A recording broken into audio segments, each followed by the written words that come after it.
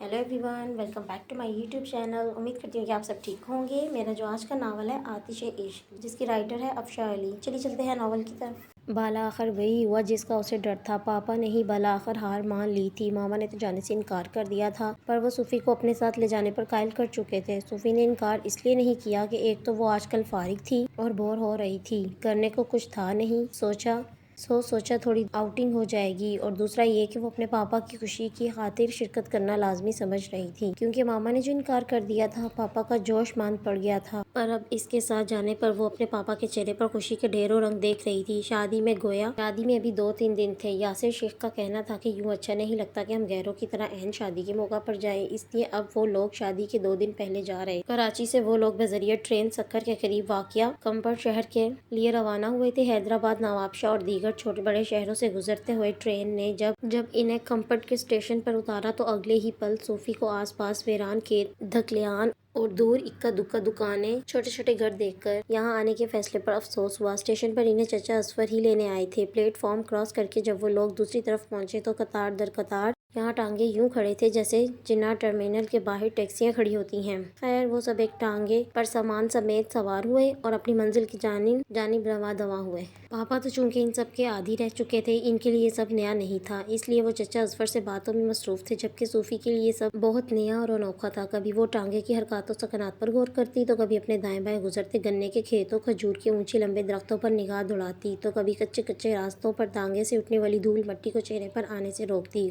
गर्ज ये कि लामुत्नाही सोचों और अंदेशों में घर को भला आखिर इनका सफ़र इख्तिताम पजीर हुआ, जिसे इसने दिल ही दिल में धूल मट्टी की सवारी का नाम दिया। असफर चचा तो इनका सामान संभाले कच्ची पक्की बगडंडियों पर चलने लगे, जबकि ऊंचे नीचे पत्थरों पर हील वाली सैंडलें चलना इनके लिए महाल था। करीब था कि पास पड़े किसी पत्थर पर बैठ कर रोने लग जाऊं कि पापा ने इसका हाथ थाम लिया और यूं वो इनके हमरा गिरती पड़ती कच्चे पक्के कितार दर कितार बने मकानों के मोहल्ले में दाखिल हो गई। इसने अतराफ में हैरत और नागवारी से जायजा लिया। ईंटों और मिट्टी के गारे से बने घर, ये घर जिनकी छतें खजूर की शाखों, तने वगैरह से ढकी हुई थी, और किसी इक्का दुक्का घर की छतें टीन की थी। पास ही एक मस्जिद बनी हुई थी। थोड़ा सा आगे उसे कुछ दुकानें नजर आईं। अब वो लोग चचा असफर के घर के सामने थे। गोया कि चचा असफर के घर की बनावट और सखावत भी कुछ ऐसी ही थी जैसी कि आस पड़ोस के घर की। फिर भी चचा असफर का घर इनसे कुछ बेहतर हालत में था। वो सब आगे पीछे अंदर दाखिल हुए। अरे ये क्या, फिर चलना पड़ेगा। इसने बेसाख्ता इतने बड़े खुले वसी और इस सेहन को देखा जिसके आखिरी सिरे पर कमरे, बरामदे वगैरह दिख रहे थे।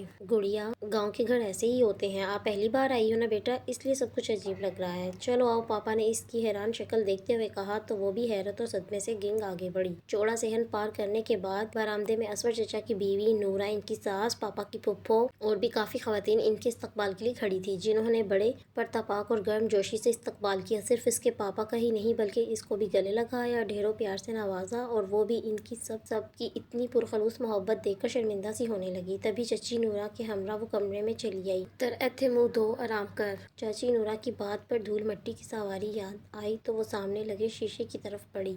अपनी सूरत और हुलिया देखते ही चीख निकलने के करीब थी कि धूलो मट्टी से अटे बाल, जो कि चिड़िया का घोंसला लगते थे, सफ़ेद रंग धूप की तमाज़े से सुर्ख पड़ चुका था और होंठ खुश्क। वो चाची के हमरा वॉशरूम की तरफ भागी। नहाने और अच्छी तरह फ्रेश होने के बाद और शरबत के 2 गिलास खटाखट पीने के बाद वो कमरे में वापस आई तो वहाँ रखी चारपाई पर सोने की गर्ज से लेट गई। खाने का फिलहाल कोई मूड नहीं था, इनकार कर चुकी थी। चारपाई पर सोना भी इसके लिए आसान ना था। करवट पर करवट लेते भलाखिर वो नींद की वादी में उतर ही गई। वो नहीं जानती थी कि वो कितनी देर तक सोती रही, क्योंकि वो लोग जब यहाँ पहुंचे तो दोपहर का वक्त हो रहा था। मगर अब वो जो उठकर कमरे से बाहर निकली तो बरामदे में पानी का छिड़काव करके चारपाइयाँ रखी जा चुकी थी। सब छोटे बड़े चारपाइयों पर बरजबान थे। मौसम थोड़ा हब्स आलूद हो रहा था, जिसकी वजह से स्टैंड फैन लगाए गए थे। यूं मौसम की गर्मी और हब्स में खातिर खवा कमी हुई थी। इसके कदम वही कमरे की ड्योरी पर जम से गए थे। वो अजीब सी कश्मकश में गिर गई थी। अजनबी माहौल, अनदेखा गाँव, वो अजीब सी सोच में गुम थी। अरे दही रानी, इधर आ जाओ। नूरा चाची की नज़र शायद इस पर पड़ी थी,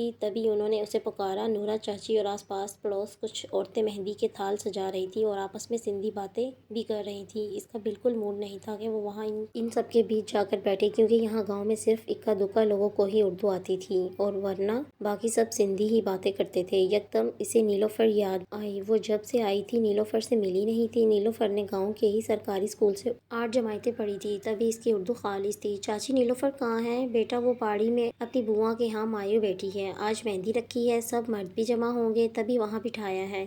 جائے زلفی دی کو نیلوفر کے پاس چھوڑا۔ صوفی کا جواب دینے کے ساتھ ساتھ پاس کھڑے بچے سے بھی مخاطب ہوتے ہوئے کہا، تبھی 8 سالہ بچہ اس کی طرف چلا آیا تو وہ بھی اپنا دوپٹہ ٹھیک سے اوڑھتے ہوئے اس کی ہمراہ دروازے کی جانب بڑھتی، کیونکہ پاپا نے اسے تھوڑا بہت یہاں کے ماحول کے بارے میں بتایا ہوا تھا کہ یہاں پر عورتیں بڑی سی چادر لیے بغیر گھر سے باہر نہیں نکلتی۔ وہ بچہ اسے نیلو کے کمرے تک چھوڑ کر چلا گیا تھا۔ وہ اندر داخل ہوئی تو حیرت کا ایک اور جھٹکا لگا۔ نیلوفر کا پورا جسم ایک کپڑے سے ڈھانپا ہوا تھا اور اس کی صرف 2 آنکھیں ہی دکھ رہی تھی۔ نیلوفر آگے بڑھ کر اس کے گلے لگی تو اسے تھوڑا ہوش آیا۔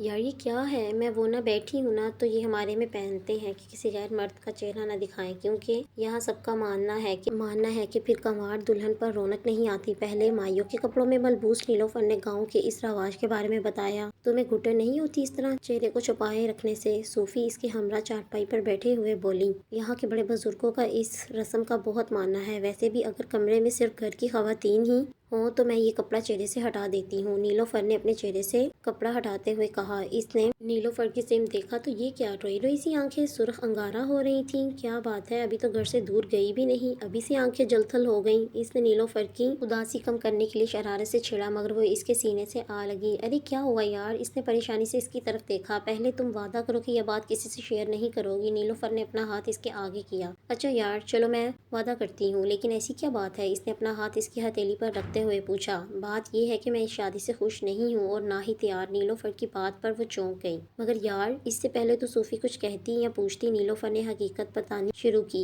میں اور سجو یعنی کہ سجاد ایک دوسرے کے بچپن کے ساتھی ہیں اور ایک دوسرے کو پسند بھی کرتے ہیں۔ میں نے جب بھی شادی کے سپنے دیکھے سجو کے ساتھ ہی دیکھے۔ ہمارے ہی گوٹ میں رہنا غریب ضرور ہے مگر بہت محبت کرتا ہے، مگر میری تقدیر نے عجیب کھیل کھیلا ہے۔ بابا کا وڈیروں کے آدمیوں کے ساتھ جھگڑا ہوا تھا جس میں ان کا آدمی مارا گیا جو کہ وڈیرے کا بیٹا تھا، اور یوں میں پنچایت نے بابا کو یہ فیصلہ سنایا کہ میری شادی وڈیروں کے ہاں ہو، یعنی کہ خون بہا میں مجھے سونپا جائے۔ اب ان سب میں میرا اور سجو کا ہماری محبت کا کیا قصور ہے؟ سزا تو ہمیں ملی نا۔ وڈیرے تو ویسے بھی مغرور اور اکڑ مزاج ہوتے ہیں، اور سنا ہے وہ تو شہر سے بہت کچھ پڑھ کر آیا ہے، لیکن میرا دل راضی نہیں، مجھے نہیں کرنی یہ شادی۔ بابا کو بھی کہا تھا مگر وہ پنچایت کے فیصلے کے آگے مجبور ہے۔ بہتی آنکھوں اور افسردہ چہرہ لیے نیلوفر نے تمام بات بتائی، جسے سن کر صوفی تو گویا سن سی ہو گئی۔ آج تک گاؤں کی رسم و رواج کے بارے میں ہی صرف سنا تھا اور اب یوں حقیقت کو سامنے دیکھ کر تو گویا اس کا خون کھول اٹھا۔ تم فکر مت کرو، میں اپنے بابا سے بات کروں گی، اس نے تسلی دی۔ نہیں یار تم نہیں جانتی، پنچایت کا فیصلہ سارے گوٹ کے لوگ مانتے ہیں، کوئی کچھ نہیں کر سکتا۔ وہ بے بسی سے رو دی۔